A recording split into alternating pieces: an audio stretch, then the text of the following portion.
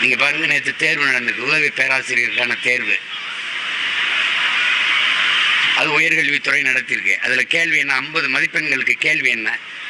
என் அலைபேசி இல்லைப்பா, அலைபேசி இல்லை. அதில் என்ன கேள்வி நீங்கள் போய் பாருங்கள். அதெல்லாம் என்ன? இல்லந்தேடி கல்வி. இதை பற்றி நீ ஒரு இதை எழுது. உன் கருத்து என்ன? நான் முதல்வன் திட்டம், அதை பற்றி கருத்து என்ன? எப்படி கலைஞரின் உதவித்தொகை, அதை பற்றி உன் கருத்து என்ன?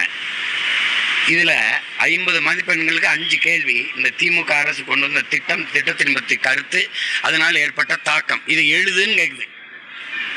இப்போ எழுதுகிறேன் நான் இந்த திட்டத்தை தவறாக எழுதுனேன்னு வச்சுக்கோங்க, அது அவங்க என்ன பண்ணுவாங்க? தேர்ச்சியை பெற விட மாட்டாங்க, வேலை வாய்ப்பு வேலையை உறுதி செய்ய மாட்டாங்க.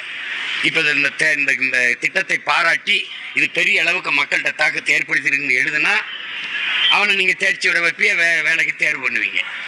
இது இதில் தெரிஞ்சிருந்த